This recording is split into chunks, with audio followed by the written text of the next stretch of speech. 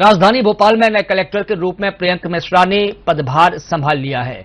पद संभालते ही उन्होंने जनगणना जैसे महत्वपूर्ण विषय पर साफ और सख्त संदेश दिया है। कलेक्टर प्रियंक मिश्रा ने कहा कि जनगणना कोई रेस नहीं, बल्कि यह देश के भविष्य की नींव तैयार करने की प्रक्रिया है। उन्होंने स्पष्ट किया है कि आगे रहना या पीछे रहना उतना महत्वपूर्ण नहीं है जितना कि सही और सटीक जानकारी देना है। भारत में जनगणना हर 10 साल में होती है और यह देश का सबसे बड़ा डेटा कलेक्शन अभियान माना जाता है।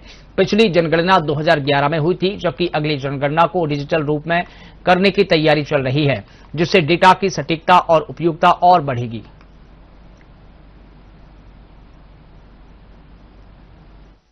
जनगणना एक बहुत ही महत्वपूर्ण कार्य है।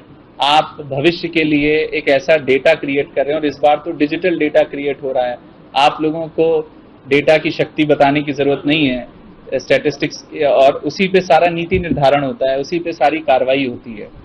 जानकारी सही हो, ये ज्यादा महत्वपूर्ण है इससे कि किस स्पीड में वो जानकारी एकत्रित की जा रही है। उसमें आज से जो जनगणना का कार्य शुरू हो रहा है, मेरा सबके लिए संदेश है, सभी जिले वासियों के लिए कि सहयोग करें। आपके पास एन्यूमरेटर्स आएंगे, आपसे प्रश्न पूछेंगे।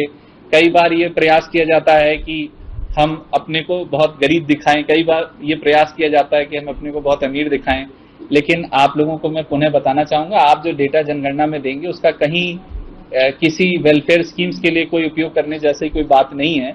जनगणना एक बहुत ही महत्वपूर्ण कार्य है। आप भविष्य के लिए एक ऐसा डेटा क्रिएट कर रहे हैं और इस बार डिजिटल डेटा